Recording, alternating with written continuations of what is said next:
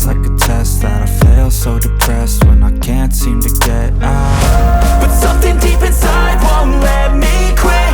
I swear that I'm inspired by all this shit.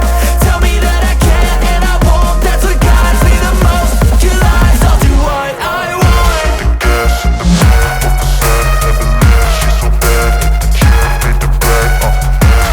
Gas in the middle of the sun. To Nandy vlogs. तो आज की मेरी video का जो topic है वो अपने टाइटल में तो पढ़ ही लिया होगा। तो जो ये कह रहे हैं ना कि रिजेक्शन रेट बढ़ा दिया गया, 60-70% आपको वीज़ा रिजेक्ट कर रही है कनेडियन गवर्नमेंट, तो ये सब मिथ है। एक चीज़ ज़रूर है कि इस टाइम पे जो बैकलॉग्स है कोविड की वजह से वो काफ़ी ज़्यादा है, बट उसके लिए गुड न्यूज़ है जो कि मैं इस वीडियो के एंड में बताऊँगा। तो मैं सीधा अपनी वीडियो पर चलता हूँ। तो जो ये रिजेक्शन रेट है ये एक्चुअल में इंक्रीज़ नहीं हुआ है। हाँ, मैं ये कह सकता हूँ कि स्ट्रिक्टनेस बढ़ा दी गई है। इस टाइम पे भी जो रिजेक्शन रेट है ना वो 40 से 45% इतना ही है, और पहले भी इतना ही था।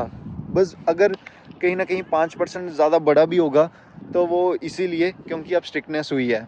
तो जिन फैक्टर्स पे पहले फ़ाइल मिलती थी अभी भी उन्हीं फैक्टर्स पे मिलती है। तो मैं आपको एक चीज़ वो फैक्टर्स कवर कर देता हूँ।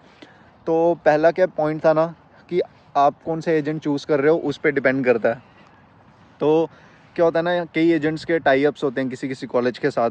तो आप एक आईटी इंजीनियर हो एंड वो आपको बोल देंगे कि इस कॉलेज में जाओ, सिर्फ 2 दिन कॉलेज लगाना है, बाकी दिन आप काम कर सकते हो। आप कोई भी कोर्स ले लो जैसे supply chain management, hotel chain management, तो उसका कोई मतलब नहीं बनता। आप खुद भी थोड़ा बहुत, सिर्फ कम्प्लीटली एजेंट पे मत डिपेंड हो जाओ, थोड़ा बहुत सेल्फ स्टडी करो कि आपको खुद कौन सा कोर्स करना है, आपको एक्चुअल में करना क्या है यहाँ पे आके। तो क्या है ना कि कोई मतलब नहीं बन रहा कि आप आईटी इंजीनियर हो एंड आप होटल मैनेजमेंट कर रहे हो, तो रिजेक्शन आएगी। तो पहले मिल जाता होगा वीज़ा, इतना मेरे को पता नहीं, बट आज अब तो जो स्ट्रिक्टनेस जब से हुई है तो अब इस केस में तो वीज़ा नहीं मिलेगा। सेकेंडली जो सेकंड पॉइंट है वो है एसओपी। तो एसओपी क्या होता था ना, पहले एजेंट्स हो गए, या अगर आपने खुद भी एसओपी किया है, आप किसी का भी टेम्पलेट उठा लो, वही कॉपी पेस्ट मार दो, तो थोड़ी बहुत स्ट्रिक्टनेस हुई है। बिकॉज एसओपी क्या चीज़ है ना, एसओपी एक ना, मेरे हिसाब से एसओपी सबसे मेन था। मैंने खुद अपना एसओपी लिखा था जब मेरा भी एजेंट था, बट मैंने अपना एसओपी उससे टेम्पलेट लिया, मैंने सब कुछ किया, बट मैंने अपने बारे में लिखा। शॉर्ट एंड सिंपल था, बट जो भी था वो मैंने खुद से किया, क्योंकि एसओपी में आपने क्या किया, आप आगे क्या करना चाहते हो, सब कुछ आप खुद कवर कर सकते हो। अब आप किसी का कॉपी पेस्ट मारोगे, उनका भी एक सिस्टम होता है जब आपको वीज़ा दे रहे हैं, तो वो पता लग जाता है कि क्या चीज़ कितनी सच है, जो स्टूडेंट ने बोली है कितनी गलत है। अब एजेंट सेम कॉपी पेस्ट मार रहे हैं एंड आपका सिनेरियो थोड़ा अलग होगा, क्योंकि सब स्टूडेंट्स का सिनेरियो सेम नहीं हो सकता ऑब्वियसली। तो इन केसेस में भी वीज़ा रिजेक्ट हो रहे हैं। तो अब मेरे तीसरे पॉइंट की तरफ बढ़ते हैं, जो कि तीसरा पॉइंट है आइल्स का स्कोर।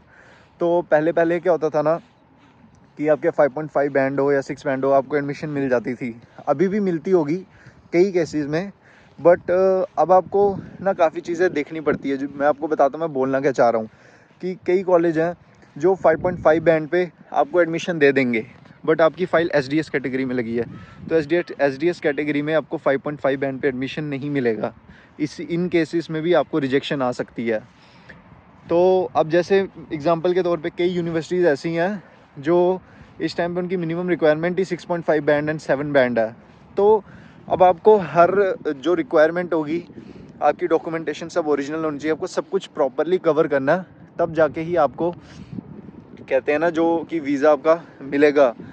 बिकॉज पहले क्या होता था, कोई फेक डॉक्यूमेंट्स भी काफ़ी केसेस हुए हैं, बट अब ऐसा नहीं है। अब इन चीज़ों में स्ट्रिक्टनेस जो मैं आपको बोल रहा हूँ ना बढ़ाई गई है। तो मैं बार बार ये स्ट्रिक्टनेस वर्ड इसलिए बोल रहा हूँ बिकॉज मैं ये चीज़ बताना चाहता हूँ कि रिजेक्शन रेट नहीं बढ़ा है, इट इज़ ऑल जस्ट कि कह रहे हैं कि जो स्ट्रिक्टनेस है वो बढ़ाई गई है। अब कनेडियन गवर्नमेंट अपना टाइम लेके सब प्रॉपरली डॉक्यूमेंट्स चेक कर रहे हैं, सब कुछ चेक कर रहे हैं, तब आपको वीज़ा मिल रहा है। तो जो चौथा पॉइंट है वो है इररिलेवेंट कोर्स।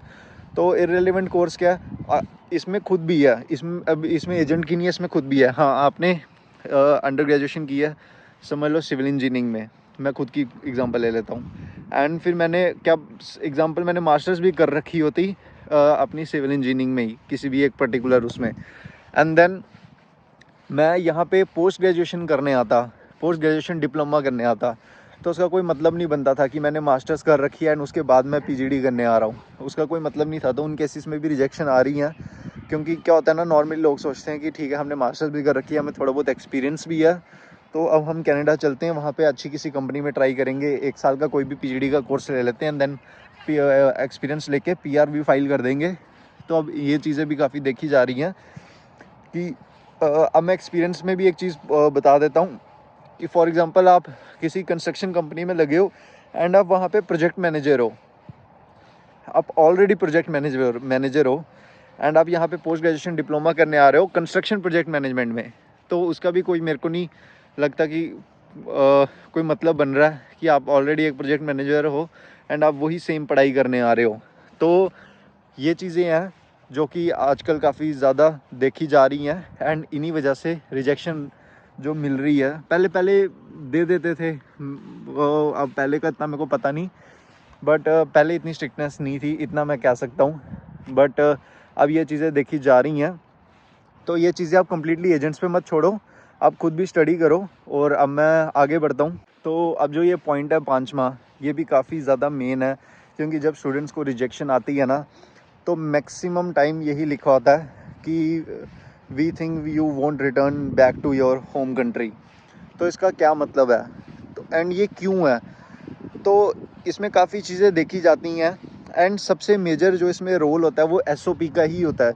एसओपी में जब आप उनको अपना इंटेंट बताते हो, तो उसमें ये क्लियर करना होता है आपको कि आप वापस अपनी होम कंट्री आओगे पढ़ाई करने के बाद या थोड़ा एक्सपीरियंस लेने के बाद वहाँ पे, बट आप वापस आ जाओगे अपनी होम कंट्री में एंड उसी एसओपी में यही चीज़ बतानी होती है उनको। यही चीज़ ना, मतलब उनको बताना होता है, ये चीज़ प्रूव करनी होती है कि आप क्यों आओगे।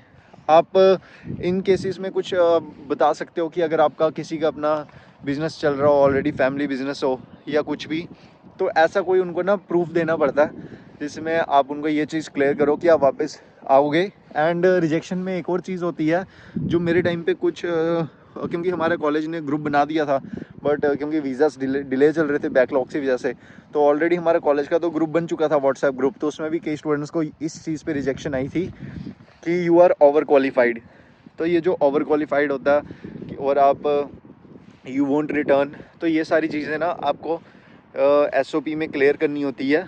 तो तभी मैं ये चीज़ बार बार बोल रहा हूँ कि एसओपी में आप किसी का भी टेम्पलेट मत उठाना, आप खुद अपना बनाना जो भी होगा, बेशक एजेंट की हेल्प ले लेना, लेकिन उसमें सब कुछ प्रॉपर लिखना। एंड लास्ट पॉइंट है फंड्स। तो फंड्स बिल्कुल ही डॉट टू डॉट मत रखना, थोड़ा बहुत एक्स्ट्रा भी रखना, सो दैट उनको पता लगे कि ठीक है ये 1 साल के बाद, क्योंकि एक एचडीएस कैटेगरी में क्या होता है कि आपको जीआईसी करवानी होती है $10,000 की, इतनी थी 10,000 कैनेडियन डॉलर्स की। तो अब आपको फंड्स अपने बैंक अकाउंट में ना थोड़े एक्स्ट्रा रखने चाहिए, बिकॉज उनको पता लगे कि ठीक है जब इसकी 1 साल की जीआईसी ख़त्म हो गई एंड इनकेस ये वहाँ पे कोई काम नहीं कर रहा पार्ट टाइम जॉब, तो स्टिल उसके पास कुछ पैसे हैं स्टूडेंट के पास कि वो अपना खर्चा निकाल सके। तो ये फंड्स भी आपको शो करने हैं। तो बस ये सारे जो फैक्टर्स मैंने आपको बताए ना, पहले क्या होता था कि ठीक है इतने पैसे चाहिए, जीआईसी जमा कराई, ख़त्म, आप आगे बाहर। बट अब थोड़ी स्ट्रिक्टनेस हो गई है, अब आपको थोड़े एक्स्ट्रा फंड्स दिखाने पड़ रहे हैं। तो ये सारे फैक्टर्स थे, बस इनको वो क्लोजली मॉनिटर कर रहे हैं। तो अब गुड न्यूज़ क्या, तो वो मैं आपको बताता हूँ। तो रिसेंटली एक स्टेटमेंट आई है कि जो कनेडियन इमिग्रेशन मिनिस्टर है मिस्टर फ्रेज़र, उन्होंने ये स्टेटमेंट दी है कि इस टाइम पे आईआरसीसी ने डिसाइड किया है कि वो 1250 न्यू एम्प्लॉयज़ हायर करने वाले हैं, बिकॉज़ जो ये इतना बैकलॉग बढ़ चुका था, इस चीज़ को मैं मानता हूँ कि कोविड की वजह से बैकलॉग बढ़ा था। तो जो इतना बैकलॉग बढ़ चुका था, अब ये फाइल्स का टाइम फ्रेम रिड्यूस करने के लिए एंड जल्दी जल्दी स्टूडेंट्स को वीज़ा मिले, उसलिए इन्होंने 1250 ने आईआरसीसी मेंबर्स हायर किए हैं एम्प्लॉयज़। तो ये काफ़ी ज़्यादा गुड न्यूज़ है। तो मैं ये कह सकता हूँ कि कंक्लूजन इस टाइम पे यही है कि जो ये सब है ना कि रिजेक्शन रेट बढ़ा दिया गया, तो ये पर्टिकुलरली मेरे को ऐसा मानना है कि कनाडा में, अगर हम इंडिया की बात करें, तो ज़्यादातर स्टूडेंट्स पंजाब से आते हैं। तो अगर मैं पर्टिकुलरली एक स्टेट की बात करूं, तो वहाँ पे होता है कि जो वहाँ के एजेंट्स हैं ना, सारे नहीं, ऑब्वियसली मैं सबकी बात नहीं कर रहा, बट कई स्टूडेंट्स हैं वो खुद भी इतनी सेल्फ स्टडी नहीं करते, जो एजेंट बोलते हैं उन पे कर देते हैं। तो मे बी पर्टिकुलरली उन केसेस में एक पंजाब का जो ये रिजेक्शन रेट होगा वो बढ़ गया होगा, बट बाकी ऑल ओवर इंडिया अभी भी उतने ही लोग आ रहे हैं, अभी भी भर के फ़्लाइट्स आ रही हैं स्टूडेंट्स की, तो रिजेक्शन रेट नहीं बढ़ा। बट ये जो बैकलॉग्स ज़रूर बढ़ गई थी कि लोगों को काफ़ी ज़्यादा लेट हो रहे थे वीज़ा, बट उनके लिए अब ये गुड न्यूज़ है कि अब इतने ज़्यादा न्यू एम्प्लॉयज़ आ गए हैं, तो अब ये बैकलॉग का भी होपफुली जो ये टाइम फ्रेम है वो ख़त्म होगा। तो अगर आपको ये मेरी वीडियो इतनी सी भी पसंद आई हो तो like, comment, share and subscribe करें।